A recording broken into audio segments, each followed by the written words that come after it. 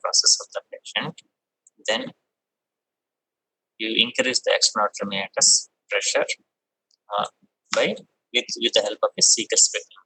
So this when the pressure is increased, it pushes the tympanoid and the ossicles inwards so that they will become rigid, and then this also increases the intralateral pressure and causes immobility of the basilar membrane and decreased hearing.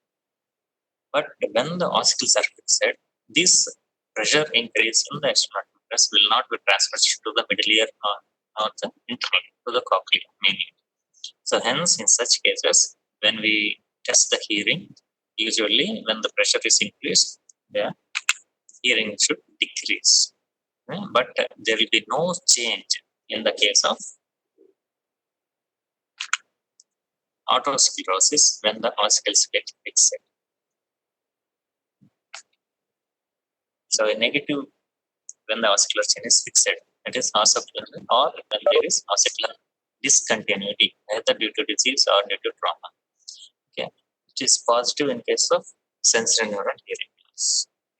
So an improvement is this Kelly's test can also be done with the help of an emponometer. So that will deal later.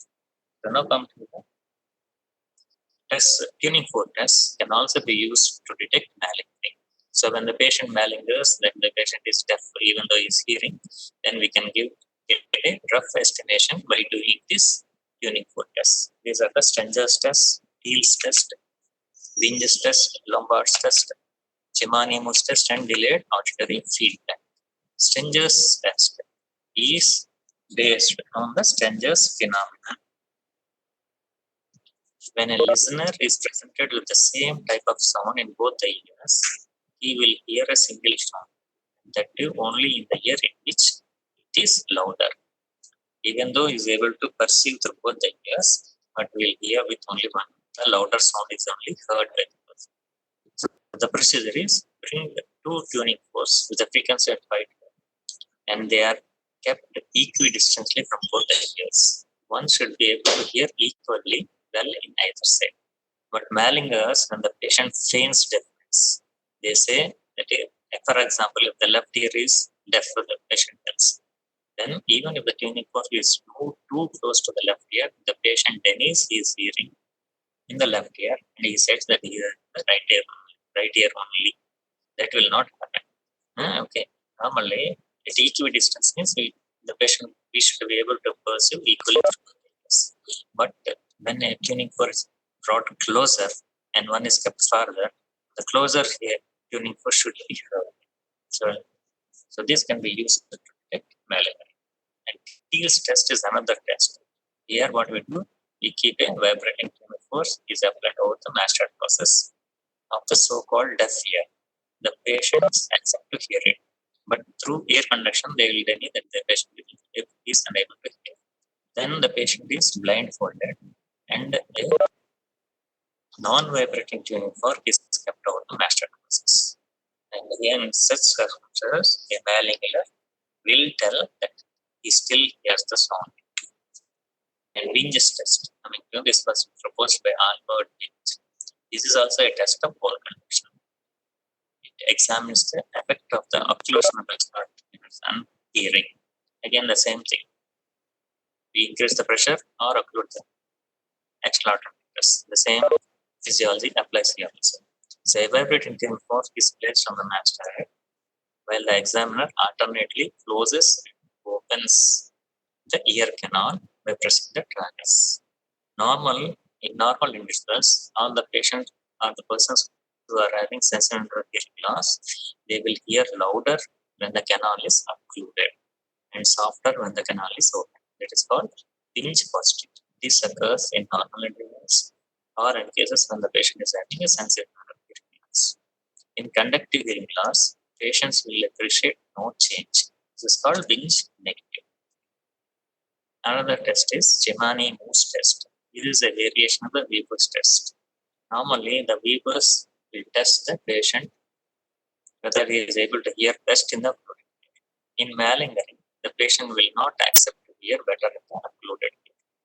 And in Lombard's test is based on the principle that an individual raises his voice in noisy surroundings. hertz. And delayed auditory feedback is another such test. Here, 40 days, we present some recorded sounds to the patient and ask the patient to repeat the same.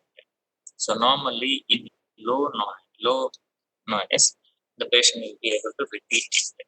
Like that, what happens is, what we do, we then slow the recorded voice, but then increase the voice. The alternative is increase in the recorded voice. So normally we will be unable to repeat that because of not adaptive. But in these cases, in malalignment, the patient will be unable to do that. Okay. Next, another objective test, another subjective test apart from this is pure tone audiometry. This is a very important one for your clinics as well as theory.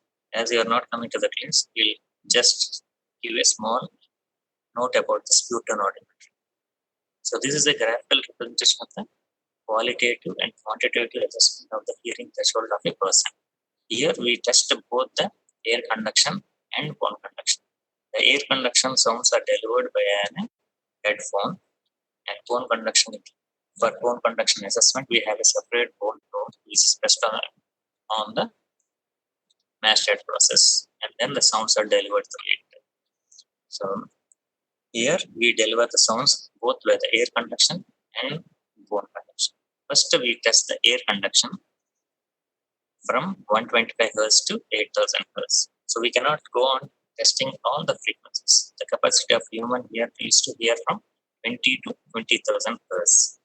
But all these test frequencies need not be measured for giving a rough idea about the station, about the hearing status of the person.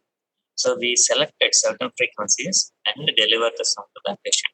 So these frequencies are called octave frequencies.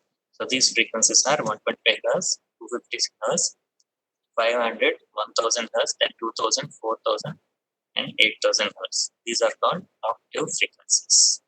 Sometimes we need to measure in more detail because certain diseases will affect at certain frequencies more than other frequencies. For that, we have to assess the hearing at half frequency levels also. So these half frequency octave frequencies are half octaves are 750 Hz, 1500 Hz, 3000 and 6000 Hz. But routinely we need not measure this. For routine assessment, we take this 125 to 8000 Hz sounds are presented to the patient. And for bone conduction, we need to measure 125 Hz to 4000 Hz only. Above that, it may cause some damage to the cochlea, and hence it is not tested, and that's also not useful. Okay, so we present the sounds in sounds pips. Like we give you 2 pips sound pips per 1 second, and ask the patient whether they are able to hear the sound or not. So in each frequency, the intensity of sound can be varied from 0 to 100 decibels until the patient hears the sound. Okay. So suppose we are testing 125 Hz. In that frequency, the intensity loudness can be measured. Like this, when we assess this, we have to give an in writing. So that is, we plot it on a graph. That is called the Newton audiogram chart. On that we plot it. On the x-axis, we plot the frequencies. The frequency of sound which is measured in Hz. On the y-axis, we measure the intensity of the sound which is measured in decibels from 0 to 100 decibels. So here, this is a normal Newton audiogram. See, on the x-axis, we plot the frequencies, and the y-axis we plot the intensity which is measured in decibels.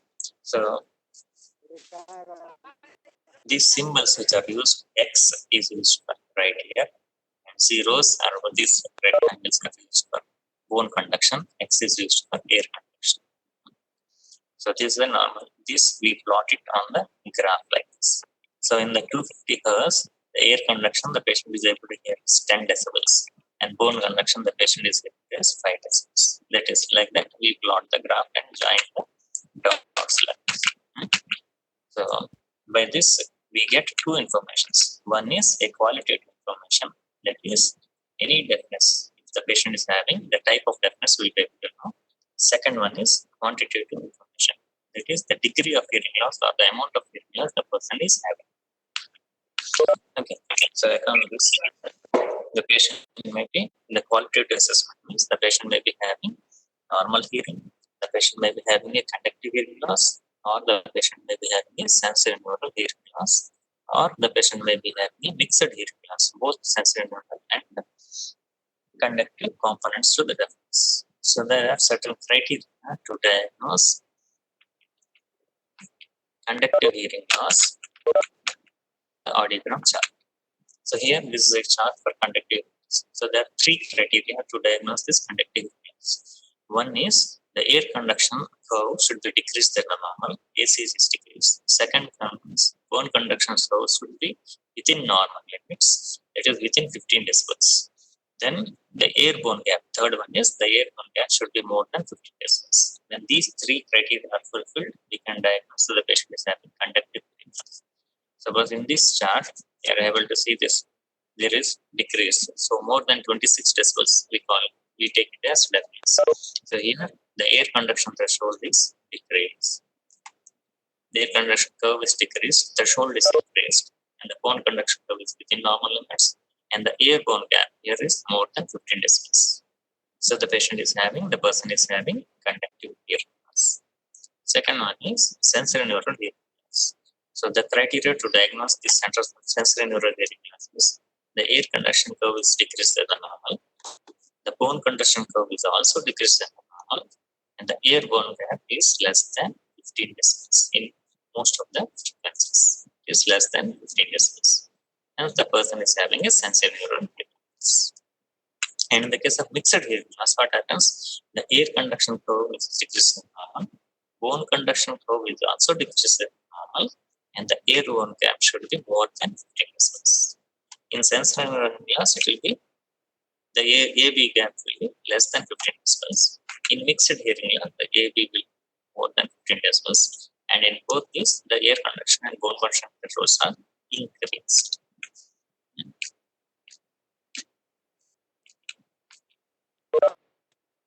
And in certain diseases, in conductive hearing loss, what they do, they increase the stiffness of the conductive mechanism. For example, in autosclerosis, when the foot pedal stapes will be fixed in the oval window, it will cause a left sloping audiogram.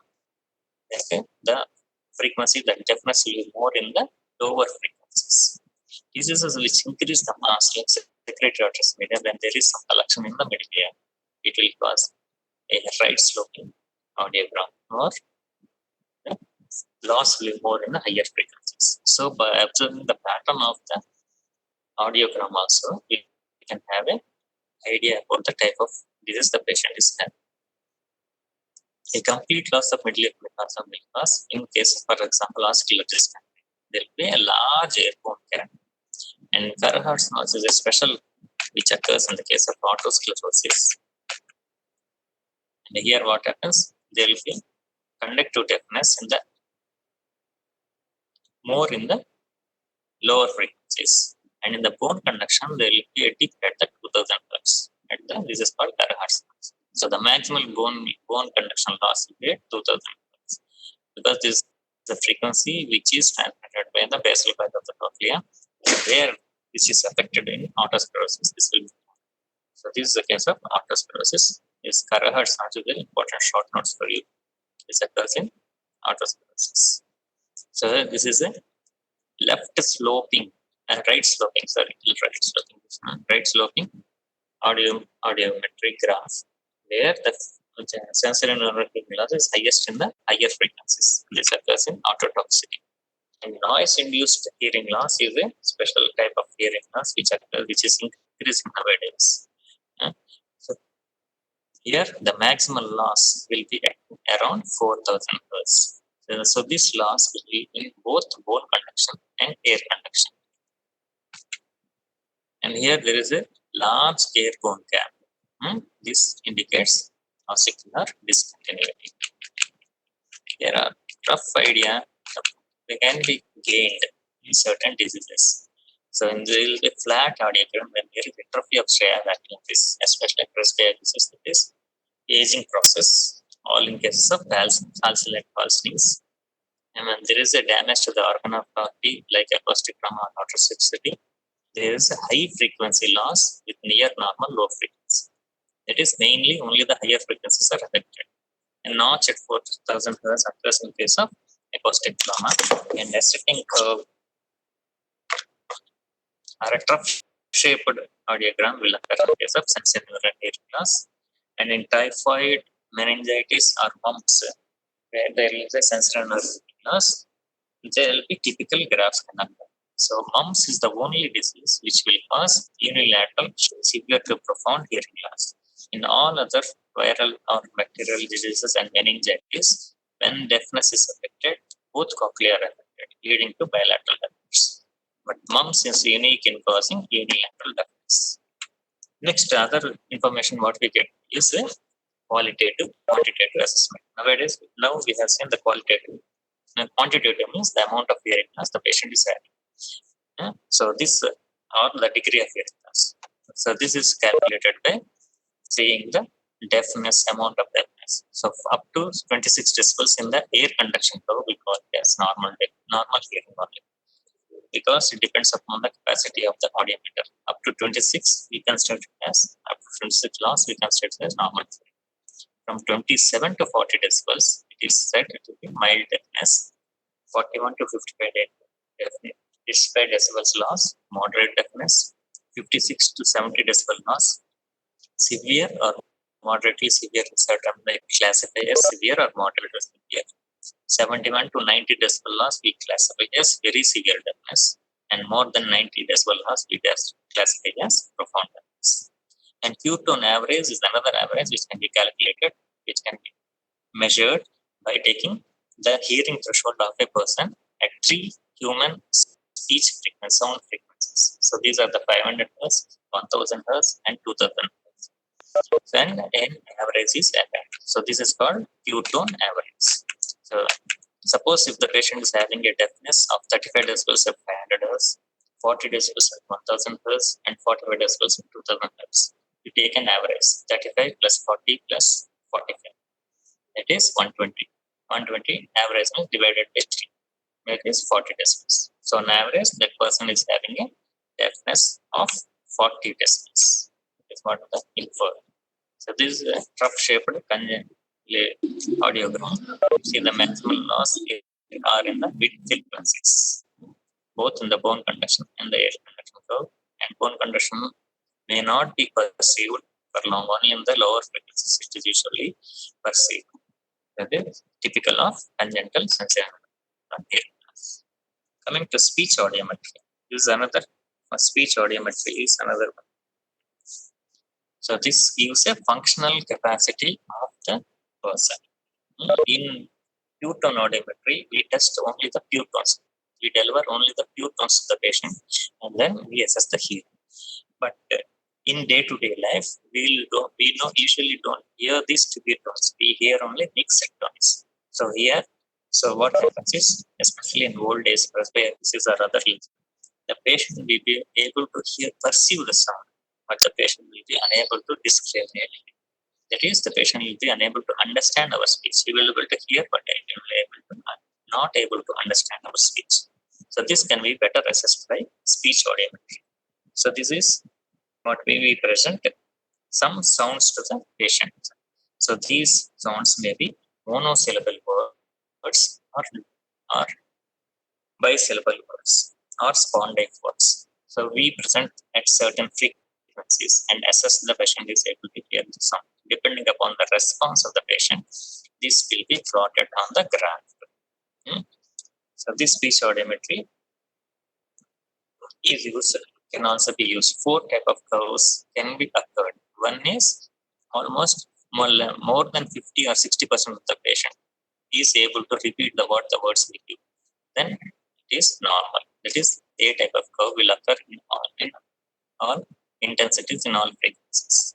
Whereas in case of conductive hearing loss, a little later curve, S type curve will occur.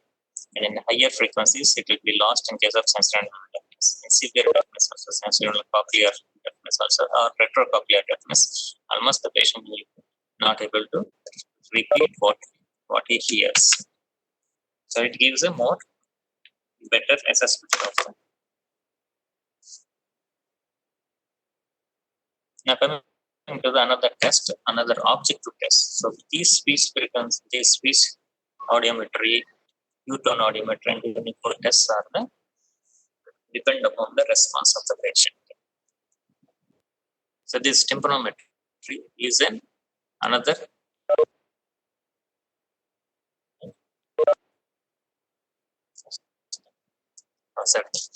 this is an objective measurement.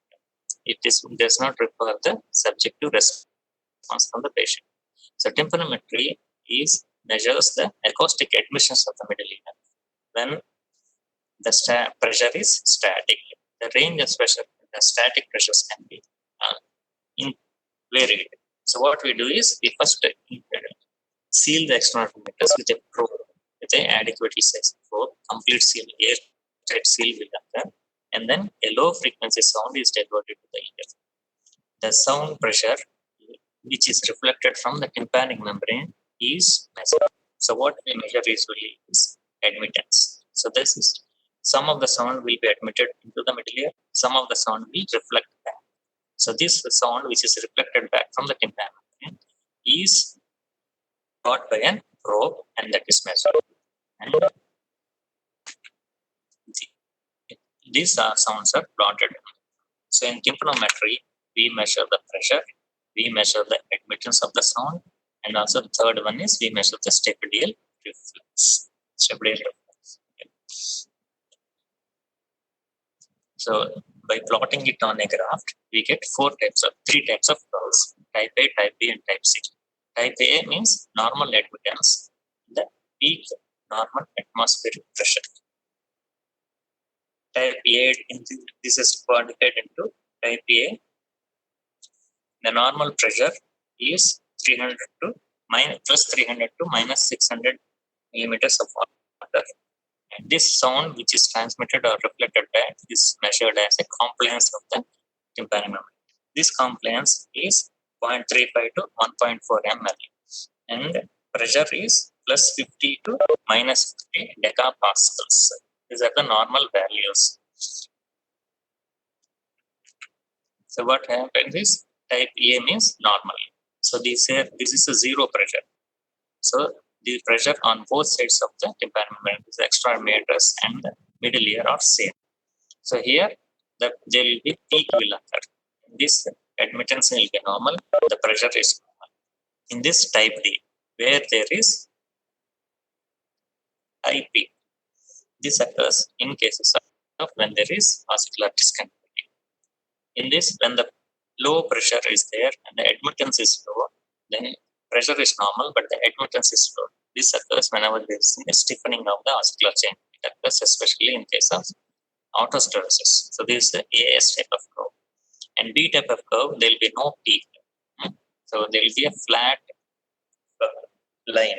So this occurs whenever there is any lack of buildup of pressure in the middle ear or lack of transmission of the sound.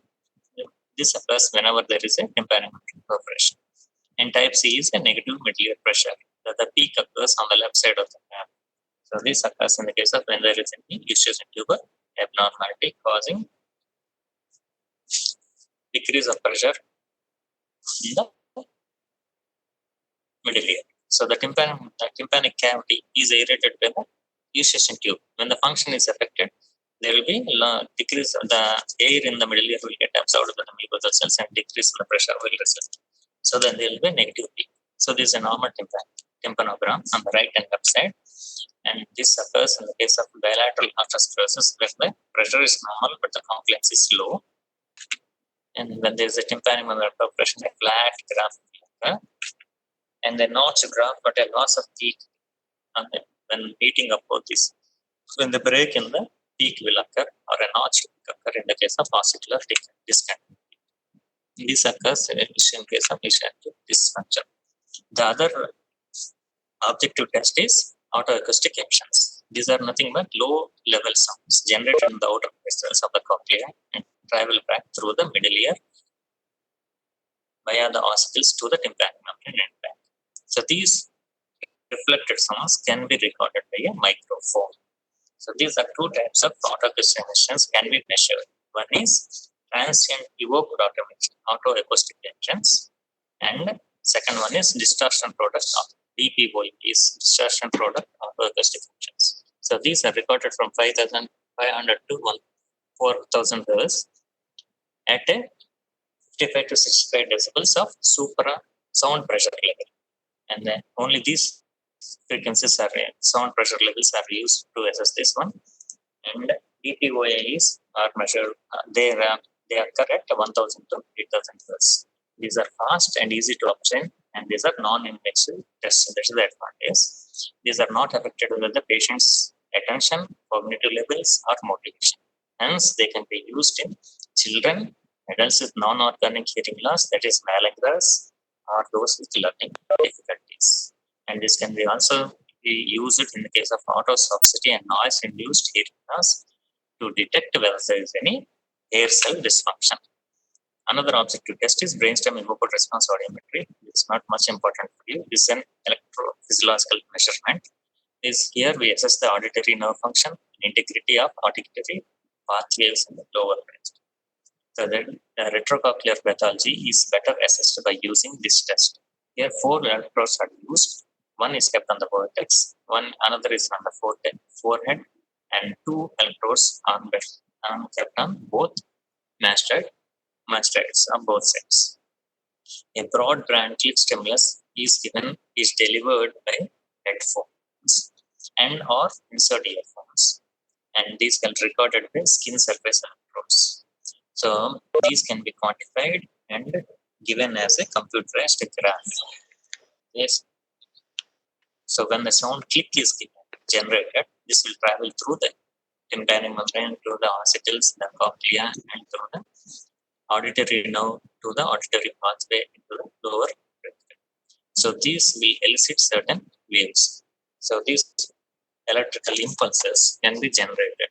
So these can be short latency, those which occur within the first 10 milliseconds after giving a sound stimulus. We call it a short latency response.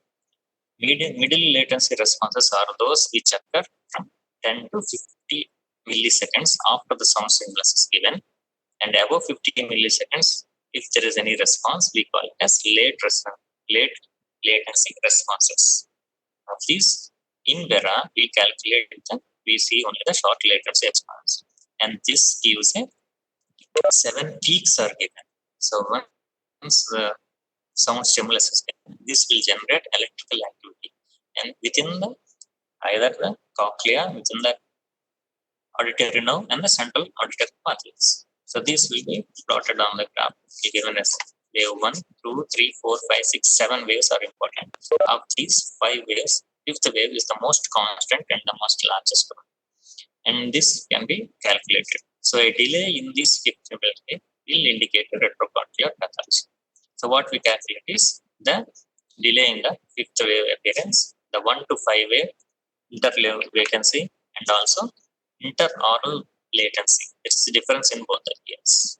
So wave 5 peak latency, wave 1 to 5 interpeak latency difference, and interaural difference are calculated. So this has a high sensitivity to detect retrocochlear pathologies. So our conductive hearing loss can also be assessed in difficult patients. There is another advantage. We can use this to assess not only the retrocochlear pathology but also conductive hearing loss. So another hearing loss in newborn, this is an important topic for you. So usually the newborns are tested within the first 1 month or best within 6 months after identification for identification of correction of any hearing loss. So this is called a 1-3-6 plan. That is assessment at 1 month, 3 months, and 6 months. So these assessments are better done by automatic autoacoustic emissions, which we have considered now. Second one is brainstem evoked response audiometry. Other one is visual reinforcement audiometry, play audiometry, free field audiometry, electrocochleography, impedance audiometry, two-tone audiometry, and high resolution CT scan of the temporal bones to know the development of the cochlea. This for completion sake I tell you. Now coming to the tests of balance. Balance is maintained by three inputs. This is the vestibular, visual, proprioceptive sensory inputs. These are processed in the brainstem with modifications from the information from the higher centers, so that we will be able to maintain the balance of the head and body in nature. So, indications of these structures, that is the eyes, the vestibule, the inner ear, the eyes, or the proprioception, that is the skin and the joints, may result in imbalance, or any lesions in the central nervous system or their pathways may result in imbalances. So before going to the tests, first we have to intensely examine all these structures. Examine do an ENT examination, do a visual examination, do an assessment of the stance and gait of the person. So ENT examination is the patient ear is examined for the presence of any tympanum perforation, autosclerosis, or secretory media. The patient may be having Meniere's disease, peripheral hypermobile status, or superior retardations. So this all we know by doing a proper ear examination. And two-tone audiometry can be done to assess whether the patient is having sensory neuron loss, in which case the patient may be having lesions either in the labyrinth, cochlea, or in the central nervous system. And assessment of stance and gait is done mainly to exclude the presence of central nervous system disorders. So these are the rhombus test and tuberculosis test. Rhombus test is to ask the patient to stand with the feet together in the presence of decreased proprioceptive input. The patient will stay. He will be unable to retain the balance. The modification can be done by asking the patient to stand with feet together. Under-buzzus test is ask the patient to march on the spot 50 times with outstretched arms and with eyes closed or with eyes open. With eyes closed, it tests the vestibular system. In such condition, the patient will rotate in the direction of loss. A 5-meter walk with normal speed can be done with the eyes closed or eyes open. In which cases, the deviation towards the side of patient occurs in the case of labyrinth lesions. A shuffling gait indicates the Parkinson's disease. Ataxic gaits, central nervous system, like that. And tandem gaze is another where the patient is asked to walk heel to toe in a straight line for 5 steps. With the eyes open, it tests the cerebellar function. And with the eyes closed, it tests for the vestibular function. So now we have to do autoneurological examination also to exclude the disorders in the eyes or in the central nervous system. So examination of the eyes should be done with usually visual acuity and the field of vision are tested. If the vision is affected, the patient may be unable to retain the balance if he walks on an uneven surface. Like that, ocular control systems should be examined. The vestibulo-ocular reflex should be examined.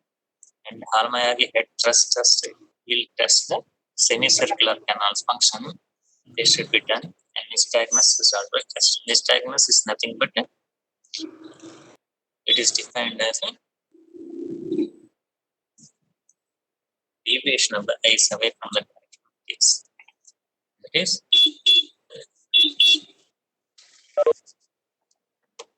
followed by a rapid return towards the direction.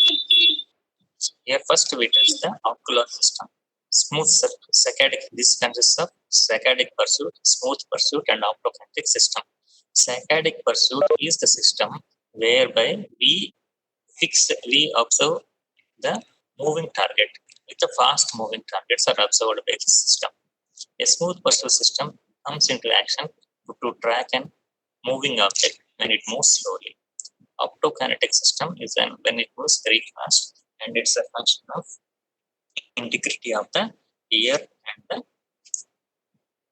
correlation between the ear and the eyes. VOR is vestibulo-ocular reflex. is this by this reflex we will be able to maintain the case in head movements. So this can be tested by rotation tests or translation movements. So coming to the actual vestibular function test, we use all these tests. Is electronystagmography. A modification of this is the video nystagmography. Here we test the saccadic system, smooth muscle system, orthokinetic system, and caloric test, rotation test, vestibular evoked myogenic potential, subject to visual vertical test, quantified dynamic activity, computerized dynamic posturography, craniocorpography, or electrocorpography. We observe the response of the eyes in response to movement. So the patient is done by rotation test or with them. In electronystagmography, we place the electrodes near the eye and record the eye movements. When a video nystagmography, the patient wears some goggles with an inbuilt infrared camera, which can be operated in the dark also and assess the eye movements to detect the patient is whether the patient is having a nystagmus or not. So nystagmus is nothing but a rhythmic oscillatory deviation of the eyes away from the direction of gaze, followed by a rapid return towards the direction of gaze. So this consists of a slow phase and a fast phase. Slow phase is the pathological one, eyes will be deviated to one side, whereas the fast phase, rapid return of the eyes towards the direction of gaze, is done by the central corrective mechanism. So balance is intimate.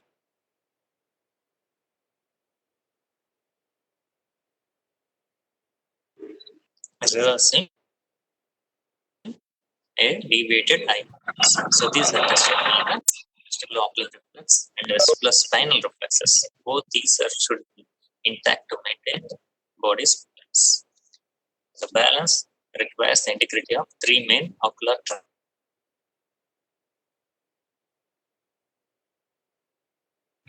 Saccades are nothing but they are fast phase of the vestibular reflex. So there's 300 to 600 degrees per second movement of the object can be transferred by the system. The patient is asked to look straight ahead and 30 degrees to each.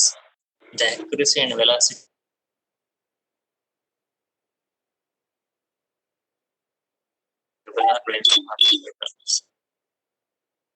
system lower the velocity.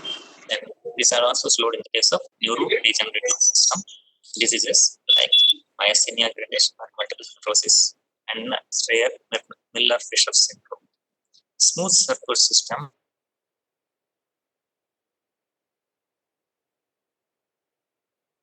numbers on the forehead, and these are in a smooth muscle system. And this will be affected in the case of central nervous system disorders, and the case of aging lesions, and the case of degenerative central nervous system lesions. Optokinetic response is a response to a rotation movement. The gain in symmetry are assessed. So these will be affected in the case of cerebellar and central nervous system lesions and acute vestibular lesions. And this coming to the caloric tests. These are bidermal, physical and archaic tests. So here we test both the lateral semicircular canals separately. That is the advantage. This can be separated. Right and left can be separately tested. Here we introduce some fluid into the external terminators 7 degrees above and below that of the normal body temperature. So that's the cold means we give at 30 degrees centigrade. Warm means we give at 44 degrees centigrade. So this will be introduced. And the patient is having any perforation in the ear, this fluid can be replaced with air. This is called Dundas Grant test. And in certain diseases, when there is a loss of labyrinth, which cannot be stimulated with normal, we use ice cold water. That is Cochrane test. So the observed and resulting nystagmus can be recorded by ENT. That is, the external canal is flushed with warm water first, then after 2 minutes with cool water, or first with cool water, then with warm water, like that. And the patient will have nystagmus. This will be recorded by electronystagmography or video nystagmography, which we know whether the patient's semicircular canals are active or whether there is any canal paresis, that is a loss of function, or there is directional preponderance. which indicates the unilateral vestibular lesion. So these are the plotted. Here, for the warm water on the right side, there is a response here. This now. And here there is a lack of response here on the right side. On the left side, normal response. Here, right and left normal. Here, there is lack of response on the left side. Right side is normal. And this side, this is normal. This is canal process. There is and use a directional coordinates. And coming to the rotation test, rotation tests are done without optical fixation, either in the vertical axis or in the impulsive rotation. Here, again, the direction of the preponderance is calculated.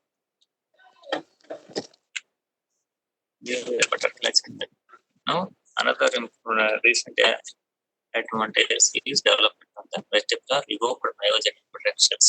A number of stimuli, including sound stimuli, will result in a myogenic response. So, a small sound is delivered to the ear, and the electrical response which occurs in the cervical muscle or the ocular muscles will be observed. So when the electrode is kept in the sternocleidomastoid and observe any movement here, any generation will be flat. This is called cervical VEMP. When the electrode is kept over the inferior of the muscle, this is called ocular VEMP. So this CVMP, the cervical VEMP, is a function of SAQ, and it tests the which is applied by the inferior vestibular nerve. Ocular VEMP, most likely it acted utrically, and it tests the superior vestibular nerve. So any vestibular lesions will decrease the amplitude of response. The threshold positive response and the amplitude both are measured in these conditions, and both are decreased in the case of superior semicircular dehiscence syndrome. Other tests are not so important. Subjective visual vertical test assesses the vestibular function, the superior vestibular nerve integrity, and also the central connections. Quantified dynamic visual acuity assesses the functional capacity of patients with vestibular deficits. Computerized dynamic posterography of craniocorpography is a method which assesses the postural sphere, especially when we can test this in the tongue. And electrocochleography is a direct assessment of the inner ear function. So a acoustic stimulus is given, and when it is given, it generates electrical activity in the auditory system, and these will be recorded by electrodes. So these electrodes can be placed tympanically on the tympanic, that is in the external aorta, or transtympanically it can be placed on the thumb. So this is the invasive. These are generated. The short latent responses are generated within a few milliseconds after giving stimulus. So these are called the cochlear microphonic, somatic potential, and the compound action potential.